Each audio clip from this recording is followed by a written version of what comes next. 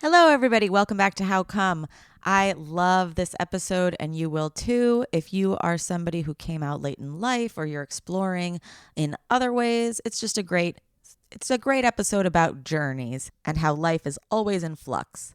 Today's guest is Eileen Hanley. She is an actor and filmmaker and friend of mine. She's also a very talented musical comedian. I love her songs. We're going to play one for you at the end of the episode. Eileen recently performed in Portland Stage's production of The Cake as Jen, and she also acted in a film premiering at Cannes Film Festival in May. You also might know Eileen from her TikToks. She is all over that app, and if you don't know her already, you're going to love her in this episode. I'm pumped, so let's get this episode started.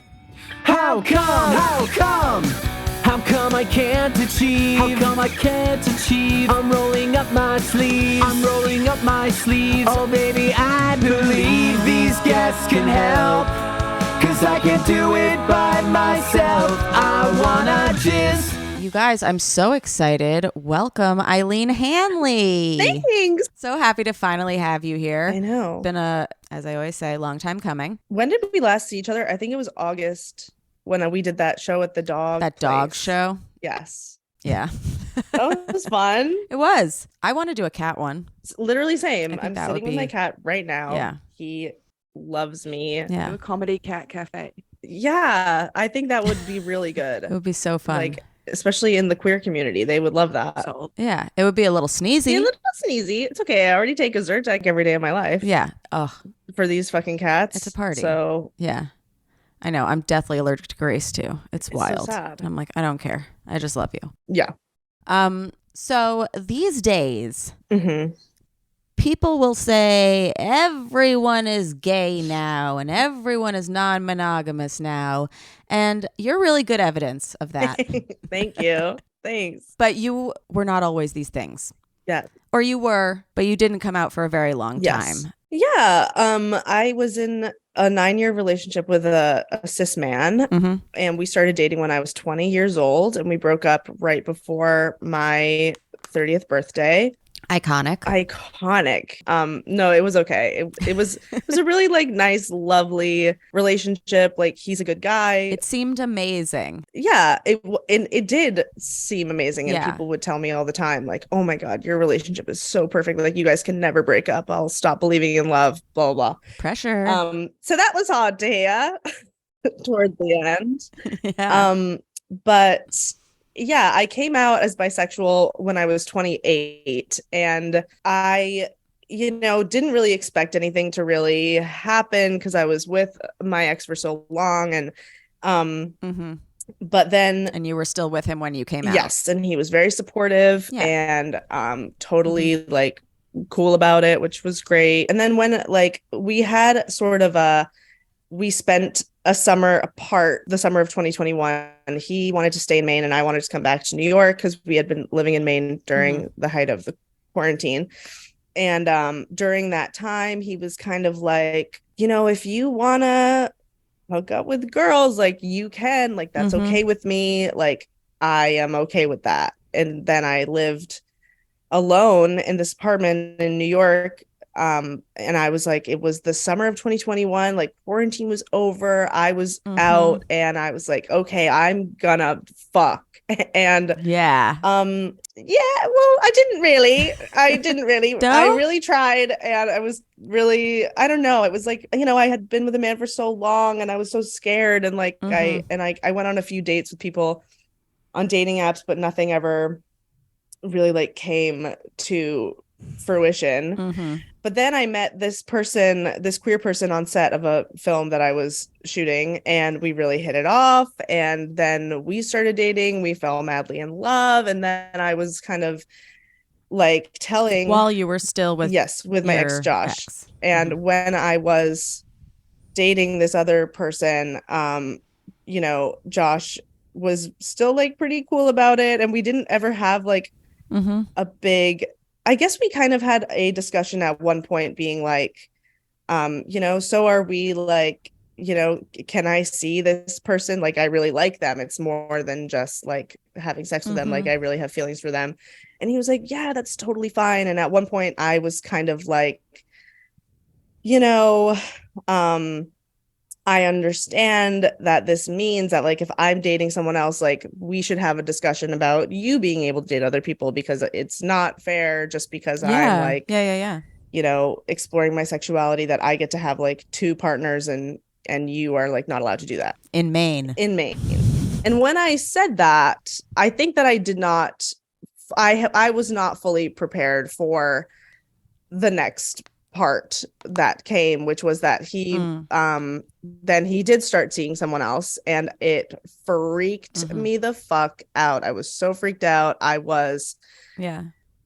it was very hard. And Yeah. there was a time when I was dating both Josh and my other ex, and we like we had dinner together one time and it was beautiful, and they like got along, and they followed each other on Instagram, and they sent each other memes, and like it was so sweet, like that they both like Cute. really loved me. Yeah. But he was seeing this other girl who was in Maine, and in my gut I kind of knew like, oh well, he's seeing another girl in Maine because he wants to move back to Maine, and he did want to move back to Maine, and he always did. And I sort of knew in that moment like that was the beginning of the end. And we'd really tried to make it work for a while.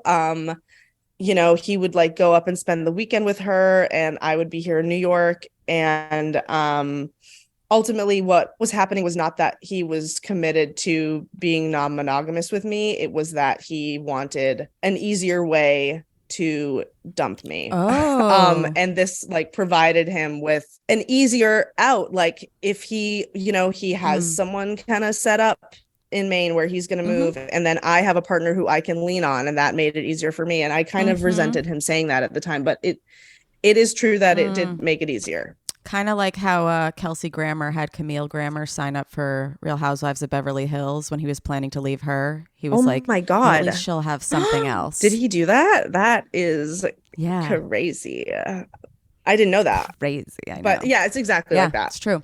Not that Josh is doing. Yeah. I have a question about your other ex too, because this was your first sexual relationship. I would say the first like significant one with a non-binary person, someone with like a queer person. Yeah. And initially you like weren't too comfortable hooking up. Like how was it different with this person? Oh my gosh, it was really just like the vibe. And that is like when I came out, I didn't even really know what I liked about like women or queer people. Like I was very I sort of thought that I would be interested in like very femme presenting people. And I met this person on set, and they are like very mask, and like I didn't ever think that I would be attracted to someone like that. And it was really just like the energy, and immediately we really clicked, and it was just like, oh wow, like I really feel a connection with them. And it was pretty wild to feel that, because I'd never felt that before, and I didn't think that I would be interested. It was just the vibes, man. And you felt like you knew what you were doing too. Yeah, I guess sexually, like I didn't know what I was doing, I think, at all, but they were very sweet and like gentle and like wonderful, and like very open to it being like my first time. And I think that there's a lot of people who are like so scared of queer sex when they first come out, because they're like, people don't want to like date or fuck people who need to be taught, or who are like baby gays, quote unquote. And I understand that, and I think there is someone for every role, and there are people who love to do that, and like really love to like take care of someone in that way. So I think that, yes, I was very scared at first. I was very afraid, just because it was so new, and I didn't know what I was doing. And I was like, I've been with a man for so long, and like, it was just really scary. But, once you do it, you're like, this is awesome. Okay, cool. This is great. So. And we're going to jump around a little bit in this episode, because I have notes about your first orgasm, but then you're also like kind of more better first orgasm. Yeah. Yes. Okay, so let's start with the first orgasm in general. Yeah, my first orgasm was with Josh, and I don't like I actually don't remember like where it was. I think it must have been in our friend's house that he was like living in at the time. Okay. But yeah, I remember like the first few times we had sex, I told him like that I had never had an orgasm, and he was like, "Oh, well, now it's my mission to like give you one." And yeah, I mean, to be honest, I don't remember like tons about it just because it's now been so overshadowed by the gay orgasms that I've had. I mean, like that orgasm, the orgasms I had with men were nothing compared to the more recent orgasms that Robin I've had. is nodding ferociously. Yeah. I'm really nodding. Yeah. It's like I don't know. I almost feel like I don't really even count it anymore. Like I think that I thought that that's what it was, but it was not. Do you want to tell us the one that you think it is now?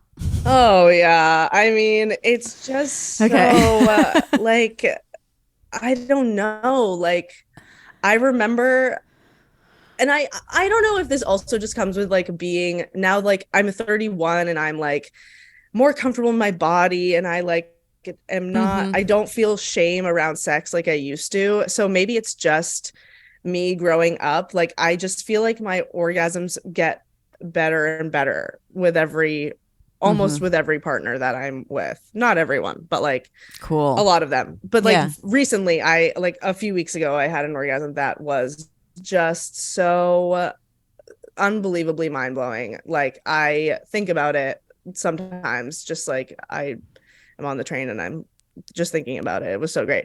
And I think what happened, it really, those kinds of orgasms, all the ones that I've had that are like that are just so like, you just can't stop thinking about them, are ones that I didn't think that I was going to come, and I wasn't like trying to come. Like it just, we were just like doing stuff, and then it happened, and it was like, oh my God, just so crazy. Like I didn't know that sex could like feel that good.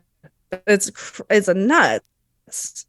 That's unreal. Yeah, I love it. I personally, having not so much experience with gay sex, but from what I know of it, I would think that a lot of the pressure is lifted when you're on a similar time schedule. Yeah, for sure. Oh my God, for sure. Absolutely. Yeah. And gay sex also is like, I think there are a lot of tropes about how like lesbian sex takes forever, and you know it's hours and hours and hours. But that for me is true. Like that is I have with so many. If I think I'm gonna have sex that day, I do not plan anything else. Really, almost anything else. Like I remember one time my ex came over at 10 in the morning, and we had sex all day until like 7 o'clock at night. We left and we went and had dinner, and that was the day. Like we were just I can like smell the room already. Yeah. And you know, it like, and it still didn't feel like long enough. Like it's so I would say that the time thing definitely takes the pressure off of having an orgasm. It is harder when a man or someone with a penis and an agenda has like, you know, only a very limited time before they are like not interested anymore. Yeah. And that's why they always say that the person with the vagina should come first, because it takes longer.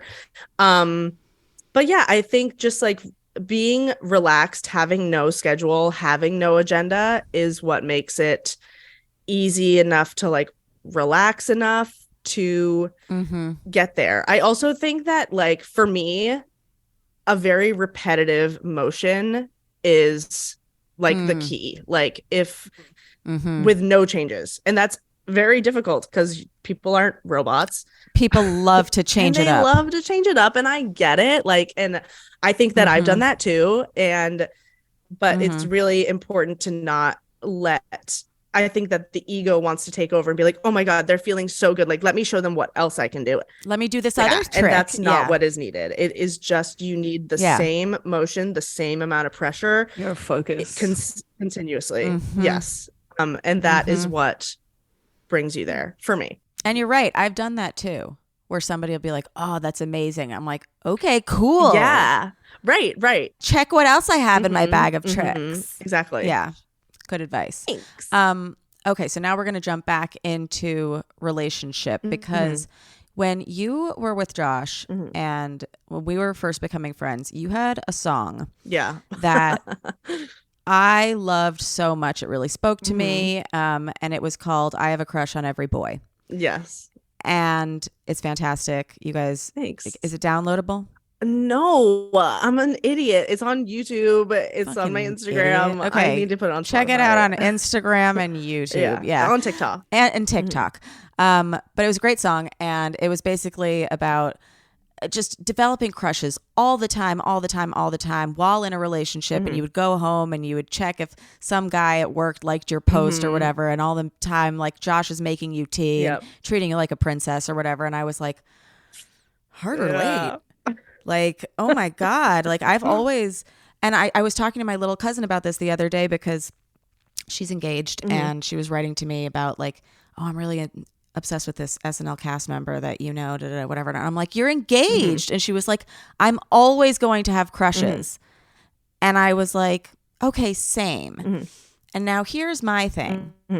At what point are you a crushy person versus a person that should be in a non-monogamous relationship? That's a really good question. I do think that our ability to have crushes on other people when we're with someone shows that potentially we all have the ability to be non-monogamous. I think that society, not to bring up society, but society, if you're listening, I'm coming for you. Sorry. Yeah.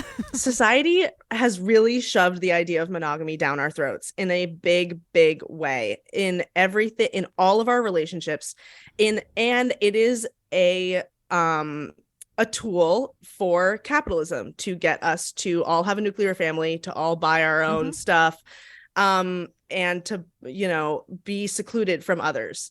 I do think that is to like build the wealth. root of it. To build wealth, yes, and keep it in the family. And they used to keep it in the family so much that they'd marry family. Right? You guys, can you imagine? Right, and it's a way to control women, and but I also completely understand that it is not for everyone, and a lot of people really love monogamy, and they should do that if that's right for them. That's great.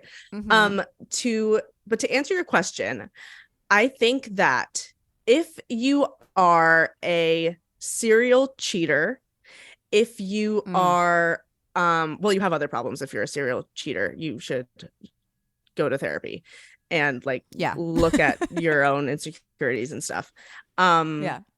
But I would say, if you consistently have trouble staying loyal to one person, that could maybe mean that you do not want to be with one person. The problem is then that you can be a cheater in non-monogamy, and you can be a shitty person in non-monogamy. And it's so that even if that's a telltale sign that you want to be non-monogamous, it still means you have so much unpacking to do of your own jealousy, your own insecurities. Like that is really the work of non-monogamy that most people don't want to do. And it does suck because it requires facing like parts of yourself that are kind of icky, and realizing that like, oh my God, I'm so jealous all the time. Like, what does that mean? Like, you really have to look it in the face.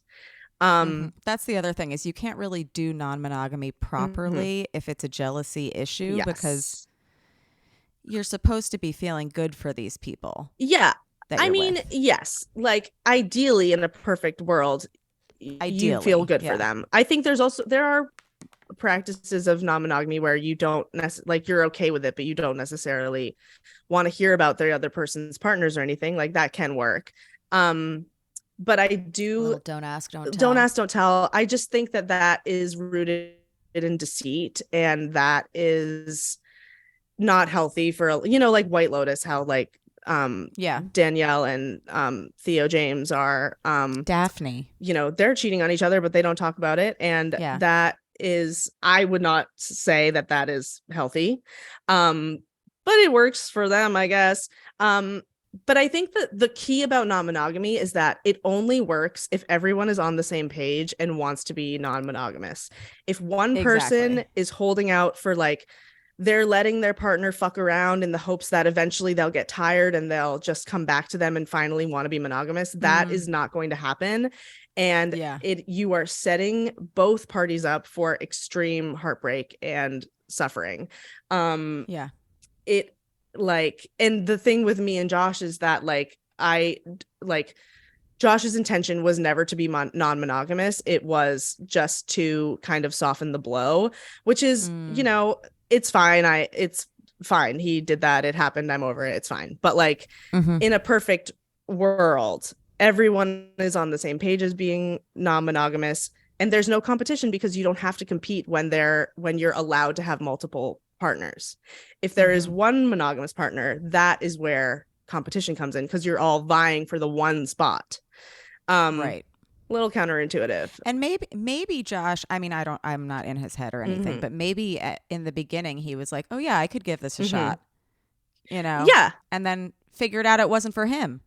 And that's a thing too. Yes. And that is a fair assessment as well. I think he genuinely wanted to see if it would work. Because he loved you. Yes. Yeah. I would not say necessarily that I'm someone who identifies as polyamorous, even though I have been polyamorous, and I don't know that I will want that forever. I don't know. I'm kind of in like this very nebulous part of my life where I am single for the first time in almost 10 years, and I want to fuck around, but I also want to fall deeply, madly in love. So, and people change and opinions change, and you can, subscribe to one relationship model one day and not the next. But that's why communication is so important, and really just keeping people informed. Yes. And being upfront about your feelings, even when it makes your other partners uncomfortable. Yeah. You mentioned that monogamy is not extremely natural to humans. And there is a really good episode of Explained that is just about monogamy. And it's about it in humans. It's about it in animals too. And it's we did choose this. And that's the thing, is you can choose it every day. If it works for you, choose it every day. And if it doesn't, choose something else, try something else. But again, keep an open dialogue if there's somebody that you are in a relationship with. Totally. That expects the same treatment. Yes. And I do think monogamy works for a lot of people, and it is a totally valid way to live, and you should do it if you want to. And I also think that even in monogamy, where a perfect example of monogamy, people are going to have crushes on other people, and we should not deny that, and we should not hide that from our partners. I mean, I wouldn't, go on and on and on about people to your partners, but I think it's totally normal. Unless it turns them on. And some people are into that. Yeah. Basically just talk to your partner, find out what. I think that's also so important in relationships, is we always assume that people are monogamous, and we never talk about okay, what is cheating to you? Is it me watching porn? Is it me kissing someone? Is it me telling someone my deepest, darkest secrets that I haven't told you? What is cheating? And we never talk about that. We always assume that we know what it is. And even in monogamy, those conversations are so important to have. Is me telling you I am crushing on my coworker, is that cheating? What are the lines, Yeah. Is me crying to you because I'll never be with Bo Burnham cheating? Yeah. Or do you just understand that I'm a limerent and that this too will pass? I know. And listen, Remy, I think if you ever run into Bo Burnham, you should get a hall pass. I think I should. Also, he looks just like Ben. Perfect. Come on. Yeah. It's not even cheating if you're twins. Literally. You'd have to discuss that with Ben, but yeah. No, exactly. I would have to discuss it with Ben. But yeah, before you did any non-monogamy stuff, were you interested in it, or was it just crushes sometimes. We like Josh and I had like vaguely talked about like in the far future maybe we'll have a threesome. Like we had not really seriously discussed it. And I think it was, I mean, when I was like 23, like I was so jealous. I was so insecure. Like I remember hating that he would say an actress on TV was hot and I would be infuriated. Like I was so I remember that too for jealous. Me. Yeah. So it really was not in the cards at that point. And neither of us really wanted it super much at that point. But so I'm like kind of surprised that I have now kind of delved into this. I mean, now I'm kind of like, I had another girlfriend for a while and we were never monogamous. And I do think it's much easier to begin a relationship non-monogamous than it is to open up a years-long monogamous relationship is very difficult. So I've like dabbled a little bit here and there. I also think though that, you know, I'm in this strange area of my life where like I was in a very, very healthy, wonderful, stable relationship with a man. And now I'm in my 30s and I've came out pretty recently and I'm just like discovering all this new stuff. And I haven't been in a queer relationship for very long. And it's a lot of new things all at once that I'm kind of navigating. So I'm making mistakes. All that is to say that I am making mistakes. And as you will do. As you will, and nobody's perfect. And I'm just trying my hardest. But yeah, I do love the freedom of, you know, being able to see whoever I want under the guise of like everyone knows, you know, I really try to tell everyone that I'm not at this moment. I am not monogamous. And that is also important. And what's it like to just being single sometimes? Oh my God. Because you were just like in a relationship, you know, like I would just come home and like, there he was like every day. There he was. And I was happy to see him, of course. But it is awesome. It is great. I love living alone. I love having my own space. I love just doing whatever I want. Like I went on a solo vacation to Cancun in March for a week and I stayed in an all-inclusive resort and like I didn't have to ask anyone to do that or tell anyone that I was doing that. I just did it and it was so great. It's also like, you know, obviously I have moments where I freak out where I'm like, I am never gonna have sex ever again. I'm never gonna love again. Like no one's gonna love me. Like of course I think those things, but realistically I know that that's not true. And I just am trying to enjoy the moment because it'll probably be over before I know it. Yeah, because I always tell my single friends if they're like, I hate being single. I'm like, well, just try to live it up because like today could always be your last day single. Yes. And you like never know when that person is going to come along if you're a monogamous person, you know, like, or that person that's going to put you in a long-term relationship for a long time. Like, go have a blast. You never know. Absolutely. I agree. Thank you. Could be over tomorrow. I know. And that makes me kind of sad. Yeah. When you are dating, do you prefer to be a primary or like, I don't really even know the terminology. What's the... Well, yes. Some people in non-monogamy do subscribe to a hierarchy like primary, secondary, whatever.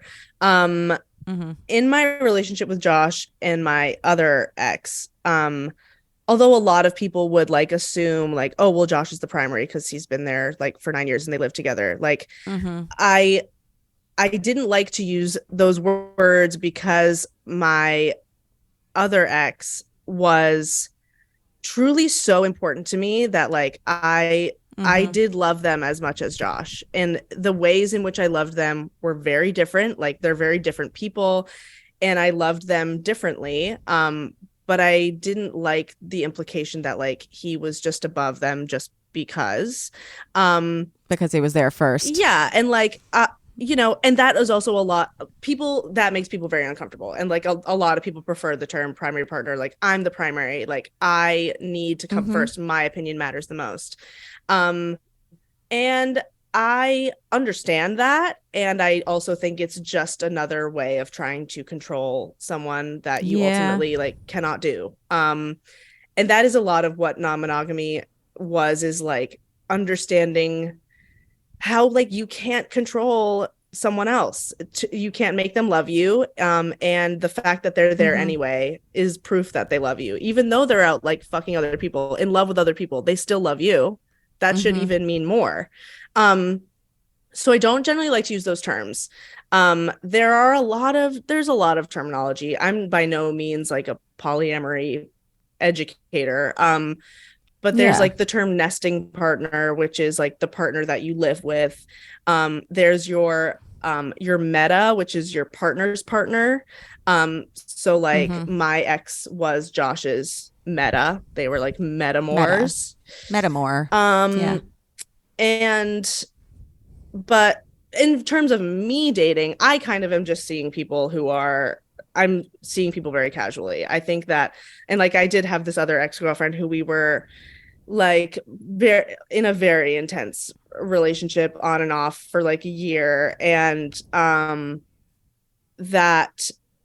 she would always tell me like, well, you're my primary, like I'm putting you first. And I didn't really want her to do that. My best friend. Am I your best friend? Yeah, and I didn't really want her to do that. I was kind of discouraging of that. But in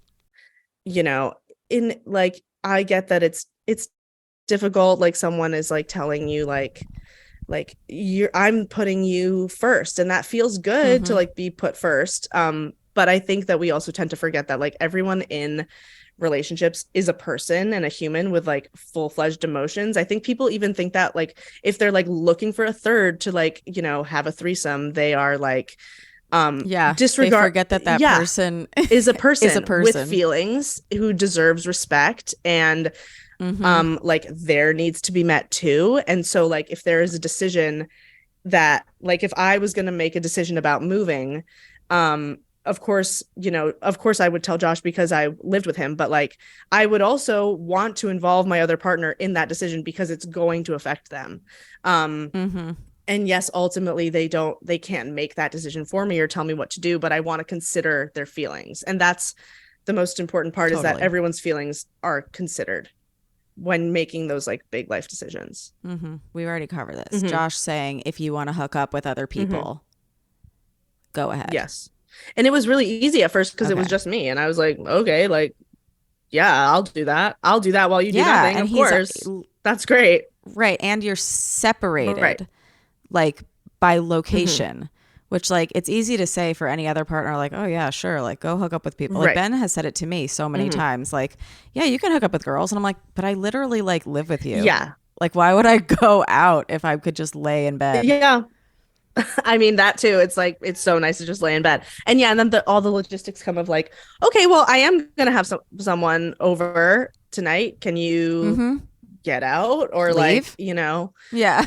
Yeah. It gets way more complicated. Yeah. I think that's the thing to stress too, because a lot of people, if they're like, oh, well, I'm unfaithful, so like non-monogamy could be for me because that would be less complicated. Like, it's still going to be complicated. It might be more complicated. Yeah. There's going to be more talking and more scheduling and like more people's actual feelings you have to take into account.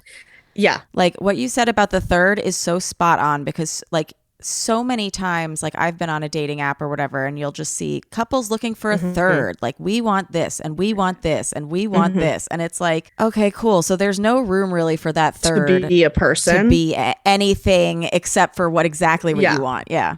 Like a flesh robot for you to fuck. Yeah. And you said something about, the cheating thing, about people cheating and like how they're like, oh, I should be non-monogamous.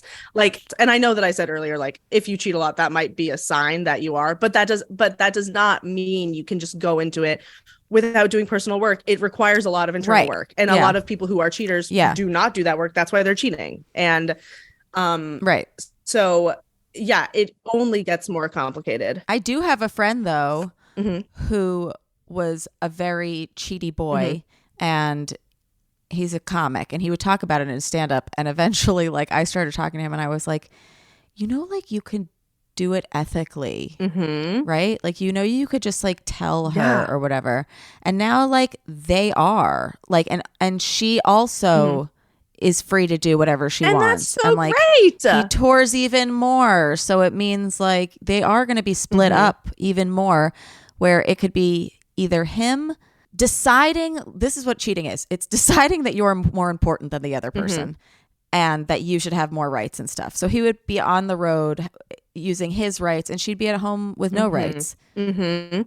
And there's no communication. Like now it's like, okay, there's an even playing field and no one has to feel like bad about what they did. That's so great. I'm so glad that worked, and that he is a mature enough person to realize and recognize like I can't be monogamous and I can be non-monogamous in a way that doesn't hurt people. Like, and a lot of people just want to be, they want to be able to go out and do whatever they want without letting the other person do anything.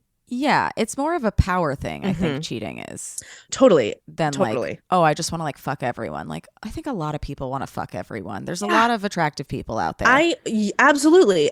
I would even argue to say that everyone wants to, well, not everyone, but like, I don't think everyone wants to fuck everyone. Not everyone wants to fuck everyone everyone. wants to fuck a lot. Yes. And like when we make a monogamous agreement, we're not saying I'm turning my eyes off and I can't see attractive people and I don't think anyone's attractive. We're saying that even though, yes, I find other people attractive, I am agreeing to only choose this every day. And we're both agreeing to that. And the minute someone disagrees, there should be a conversation about that instead of just 100% going off and fucking around.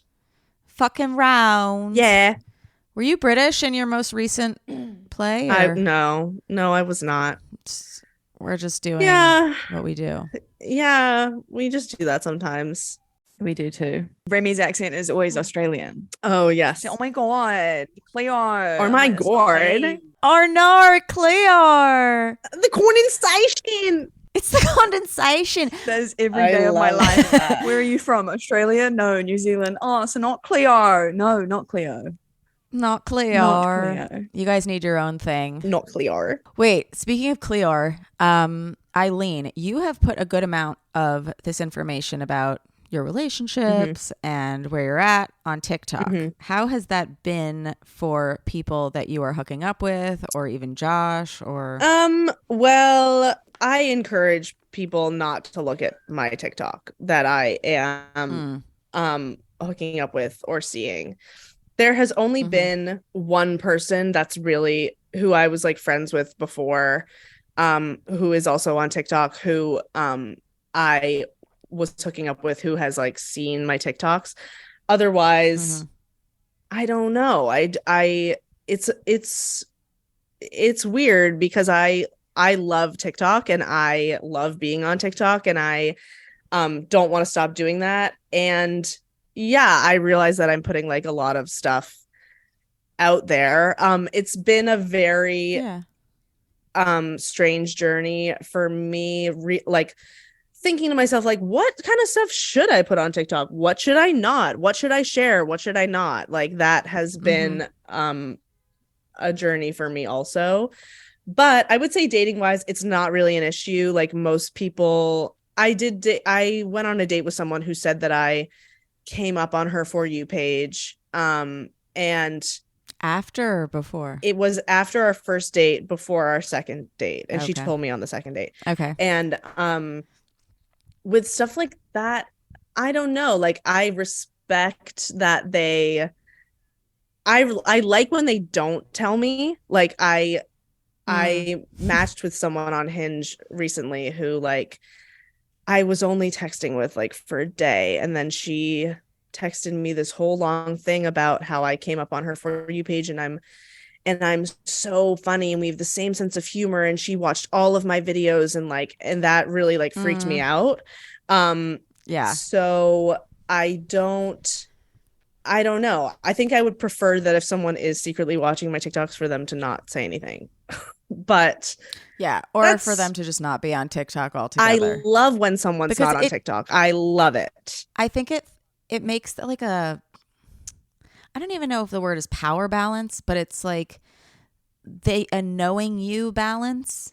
where, Right. It's like now if they they watched all of your Mhm. videos, you don't have any of their videos. So what's the date going to be like? Like we talked about this Yes. early on with somebody who was dating as a podcaster, and he would go on dates and she wouldn't ask him any questions because she knew all the answers. Yeah, exactly. And like then I don't get to share parts of myself because someone thinks they already know me, or like And then I don't get to be funny. yeah, on the and then I date. can't Yeah. reuse all the jokes that I've told on TikTok. Yeah. But Rude. yeah, when someone is not on social media, I really love that. Like it is very hot to me immediately. Mhm.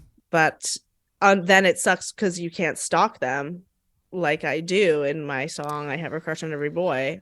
I love to look Listen. at people's Instagrams. Love to look and figure things out. I know. But there is something lovely about a non-online person. Oh my God, it's so hot. I think about them I constantly. know. I'm like, what Like, are you doing? I- I have no way of knowing what you're doing right now. I have no idea what they're I have doing. to text you if I wanted some information. That's absurd. Yeah. But also, I don't mean like I don't know what you're doing. Like, what are you doing Mhm. if you're not online? Like, Yes. what do you do during the Literally, day? do you read a book? Like, yeah. Like, what about in those little, just like the 2 minutes while you're waiting for the train? What are you doing? What are you doing? I know. There's not that many Wordles. I know. There's Wordle, there's Quirtle, Octurtle. No, but you can get an app. Oh, with all Yeah, the old that's true. Wordles? Yeah, with just like There's also regenerates some new ones. Framed, which is like the movie one. Oh, nice. Pretty These fun. locations. But there was this kid I had a crush on like my entire life, and his mom gave him an hour internet limit. Like, and he would only be online from like 7 to 8 ever. And it was very like, ooh, this is like the time to catch him. He has never had a Facebook page. He has never had an Instagram. Like, he's just like fucking cool. That is so cool. That is so cool. Yeah, like what I wanna goes be on? that. I know what goes on in your mind. Like I know, like I'm just a person, and maybe Remy, you feel this also. Like I always feel like I'm spilling my guts. Like everybody knows me. Like I never keep any secrets. Everywhere. I'm terrible at keeping things inside. And like if there were no social media, what would I do with all this? Who would I tell it to? Like Well, I used to write it in a diary and then force my sister to listen to me read my diary. oh my God. That is so funny. Oh my God, that's insane. Wow. But yeah, I was going to say the thing is like it could be very hurtful to be somebody that you're hooking up with or an ex or whatever to come across your TikToks. However, what I will say is the thing about TikTok is feeling very seen by people like unloading their traumas or whatever, or unloading like what they're going through and stuff. And so I think you do help a lot of people because you've been very open about like your journey.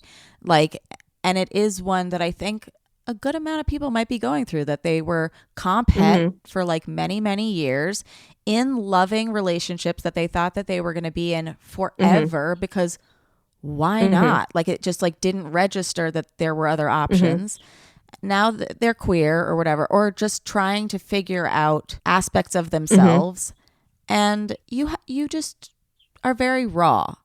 And it's Thanks. nice to see the issues that people do hit and the high highs and the low lows, because there are some creators that like it'll just be like, I came out and everything was awesome. Everything's been just perfect.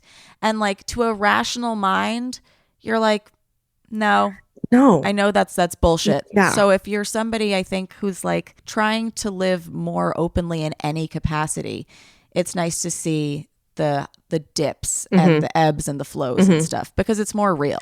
Thanks. Yeah, thank you for saying that. I agree. Like I just want, and people have told me a lot that like they really appreciate that I'm just very open about all of the things that I am experiencing. That was a horrible way to phrase that. Sorry.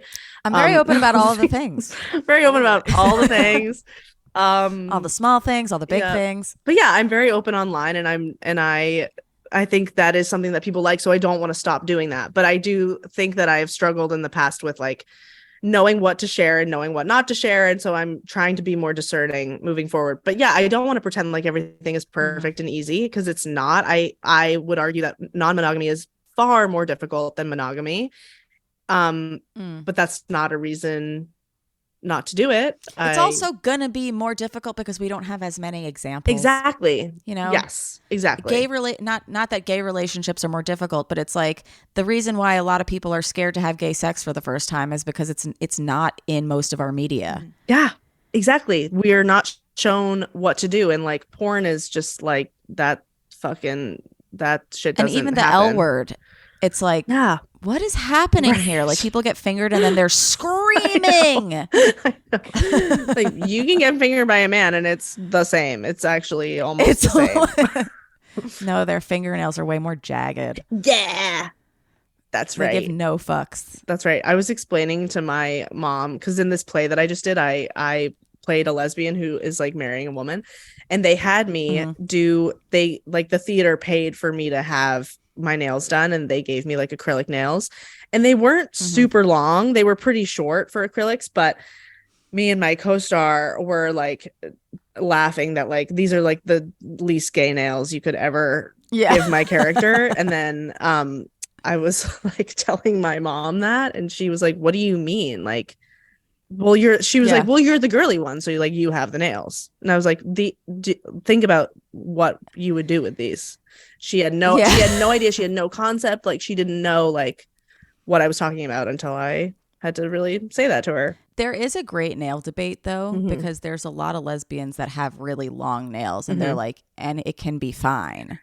And how I'm just can it like, be fine? I would love to see it being fine. I'm not convinced. Send me a link. Right. Like literally how I remember listening to an episode of Dan Savage once, like years ago, and someone asking like, I want to finger someone, but I have like these really long acrylic nails. And he said to put like latex gloves on the nails, which like, okay, maybe that helps a little, but it prevents it from like, I guess, like breaking off inside of you or whatever. But that's the thing with the terminology of fingering. If somebody says fingering, my brain automatically goes to up and in. Yes, whereas same. A lot of fingering is just surface. Which I mean, couldn't you technically do with like long nails, because you're not like, it's like this part, of course, the same way that people tie it. Of course, right? Like when they've got long as fuck. Yes, but you can't. You're not going to be able to do the C come hither thing in there, because you'll stab somebody in the cervix. I have never thought. I don't know. Send me a link. Right. I don't know. I've never thought of fingering as just on top of the clit. Do people use that for that? Yeah. Oh. Like people like it's. I feel like it's as vast as hooking up. Hooking up could mean kissing to like full anal penetration. Yeah. Yes. True. Wow. Because I always thought of fingering as just like, the fingers go like inside. But no, and that's because we think of it from a male perspective, where they're not thinking about like how to give penetration. Yeah, exactly. Penetration is the only valid sex, which it is not. It's actually kind of the most, it's the most run of the mill, but it's basic. Yeah, basic. Let's think outside the box. Yeah, exactly. Outside the box, not in my box. Not in my box. Yeah, that was a good one. Yeah, just outside. You're welcome. What I was going to say too, though, now that we're back to the patriarchy, is I feel that maybe you would not want to have. I know you really cared about your other former ex as well, but making a man the primary just feels so wrong. When they always get to be the center of attention. I know, and it's like, okay, what is this? The fucking literal sister wives? Are we Mormons? Like, no, it's about everyone getting to fuck whoever they want within reason. If all parties are consenting, then go ahead. Yeah. And informed. I guess they have to be informed to be consenting. Consent is so important in non-monogamy and in life. I just want to jump back to the beginning. I love to hop around. Woohoo, hop, buddies. When you came out, yes. Why then? Was it something that you knew about before? What was the impetus? Was it logging on to TikTok and seeing other bisexuals? I think that I have known for a while, and I remember like years ago, like talking to my friends, being like, I really think I'm bisexual. Like years before, being like, I just really am so horny for girls. But I think that it like the night that I came out, I don't know, I was just like, I think that I had told someone that day that I was straight, and I was just like, I know in my heart that that is not true. Like, I know I'm not straight. And then I was kind of like, well, why should I even, like, I've been with a man for so long. I'm probably always going to be with him. Why even bother? Why should I just like draw? Am I being just like an attention whore by like putting this out there or whatever? Yeah. But at the end of the day, I was like, it does not feel true to me to tell people that I'm straight. So I am going to stop doing that. And then I just was kind of drunk, and I just like posted on Instagram, like, hey, I'm bisexual. Now I would say that I'm even just a lesbian. Like, I was going to ask that too. Yeah. I mean, I just don't see my life with a man ever again. And of course, you know, I guess you never know. Like, I was with a man for a very long time, but it's like, now that I've seen the other side, I don't know how I could ever be satisfied with a man as a partner. Yeah. And it's just, What'd you say, Rob? Yeah. I'm just agreeing. Yeah. Agreed. Yeah. Okay. Mhm. Actually, yeah. Actually, I feel the same. Yeah. And when I was like, when I was having sex with men, like, you know, looking back, it's confusing because like Josh and I had a great relationship. I loved him deeply, and I still love him and care about him, and he's a good man. But looking back, like, there were so many times when I felt so like I just didn't want to have sex. Like, for months at a time, I had no sex drive. I thought I was asexual. I would like never want to have sex. And then I would go and like masturbate to lesbian porn like that night. And like looking back on that, it's so obvious to me. But you know, compet is very real. I think I also had Compet is real. A huge like desire to be desired by men, to be chosen, to be sought after, to have that approval of men. From my own issues. And that was really, I think, the driving force of wanting to engage with men, is just to have their validation. And now that I don't need that. Because I mean, you're brought up thinking it's like everything. You're brought up thinking it's everything. That it's like, if this. Especially as a girl, that it's like, if a guy likes you are special. Disgusting little you. Yeah. Exactly. And it's so hard. And that it just, that runs so deep. Like, that is so ingrained in us from the moment we can like talk and walk. Like, we are taught that men's opinions matter, and they matter about us. And now that I don't care, I mean, of course, that, you know, you battle the male gaze every day and whatever, and like you want approval, but like that has diminished in me so much that I just don't care about impressing men. And I think a lot of men don't like that. But it's fine, because I don't like them, so they can fuck off. Sorry, man. And the ones who don't like it, it's because they have been skating by on mediocrity for a really long time, and just getting accolades or like getting respect by the fact that they are a man. Like, and who wouldn't enjoy that? You know, it's the same thing with like white supremacy, that like not everyone's going to dismantle it if it's helping them feel like a little better than somebody else. Exactly. So that is a thing that people have to recognize and also like work on themselves to, but like, not all men are evil. It's just like, you don't have to date them if you don't want to make them a priority in your life. Yeah. That's and okay. they need to, and they are just so not used to anyone who, and that's why, you know, people, even gay men, like, don't like lesbians, because they don't subscribe to this need to impress men. And that's why there are only 21 lesbian bars in the country. Like, there's no, like, because people don't like when people don't like men. Mm-hmm. And it's bad, guys. Think about that. Yeah. No, and do think about it. Not that we have many of these listeners, but the fact that people can be like, ugh, women, and they get no backlash. But if you be like, I hate men, they'll be like, no, men, you know, like literally, like it's like you guys have done so much worse. Yeah. Like we have that one woman who had aquafaba. What's that shit called? The chickpea juice? Aquafontana? No, it was like a poison.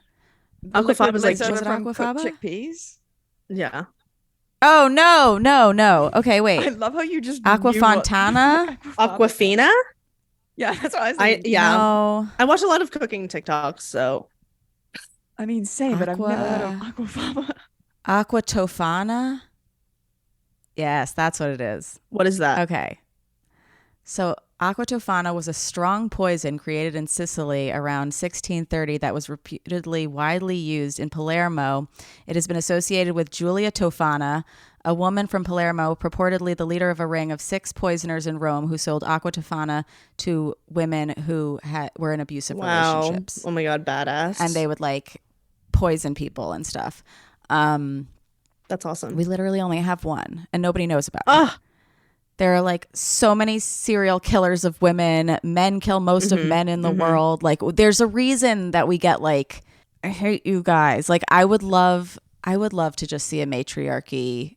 Oh my God, I would love a matriarchy. Sometime in my lifetime. I know. Also, the patriarchy hurts men because there have always been nice and sensitive men, but they have been subjugated by the patriarchy as well, because it's like they'll get called pussies or cucks or whatever it is. And it's like, so I don't want all men to be like freaking out. Like actually see this as like an exciting occasion for you to be like, oh wait, I can be like my sweet sensitive self. And there's going to be women who are like actively seeking that in their partners. I would argue most women seek that. And if they do not, like if you're Jackie from Love is Blind, you know, that is a problem that has been inherited, you know, the need for like you want a man who's like dominant and like domineering and like you want a man who doesn't care about your orgasm. Yeah, like why I do literally you want used to that? look down on guys who ate women out. Isn't that insane? Yeah, and like because we are taught that we don't deserve that and we are disgusting. We don't deserve it. Like that is anybody willing to do that must be an idiot. And that's it's a time waster. Fucked up. Because so fucked up. I would, you know, most women I know who are straight would love a sweet, sensitive man, and they are hard to come by. But they're there, and and we'll make more of them by making them feel accepted. Yeah, come on out. Come on out, guys. Boys. We love you. Eileen, I love you. Thank you so much for Remy. sharing all of this with our listeners. Oh, you're the best. Oh my God, thank you for having me.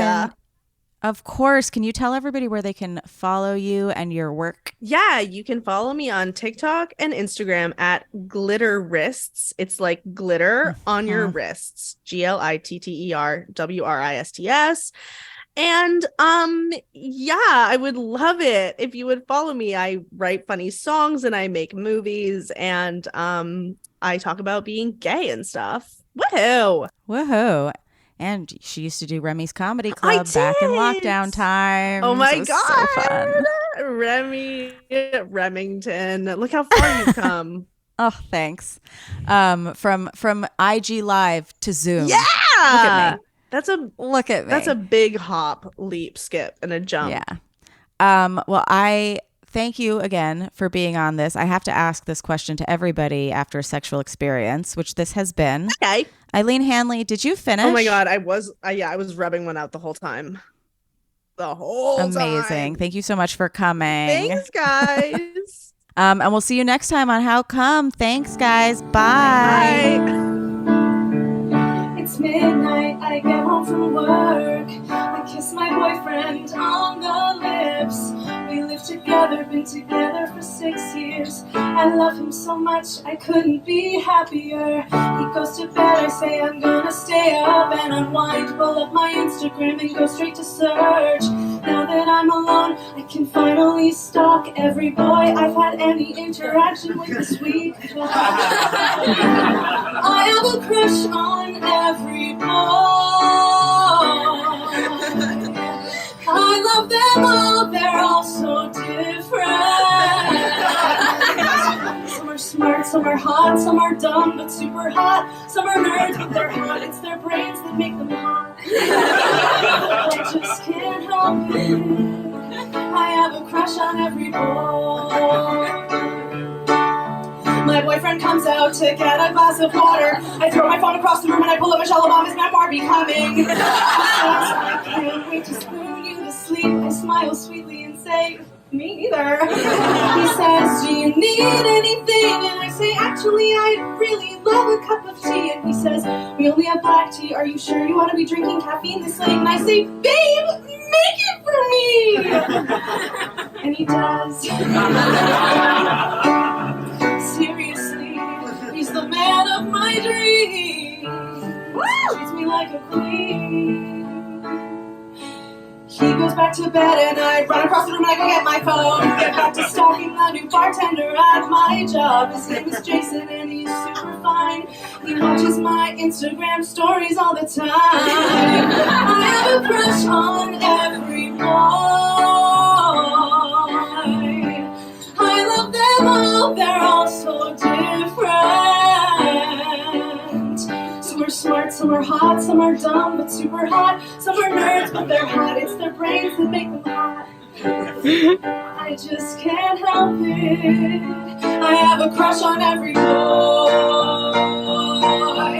There's Peter, the other bartender, who's totally jealous of my chemistry with Jason. There's Jesse, a guy in this class who I literally just met, I don't even know his last name. There's Andy, one of my improv coaches, who I've only ever seen in a professional student-teacher setting. Whenever he watches my Instagram stories, I think about it for literal days. I get into bed with my boyfriend of 6 years, and he envelops me in his giant arms, and I feel safe, and I remember that none of that matters, cause I love him, and he loves me. Seriously, I cannot stress that enough, he is obsessed with me. I am so fucking spoiled, I don't do any chores, I don't cook any meals. I am ruined for other men, because he treats me like a princess, a pillow princess. And I go to turn off my phone, and I get a notification that Andy liked my post. He liked my post. He saw my post. He saw a photo of me where I looked super hot, and he liked it.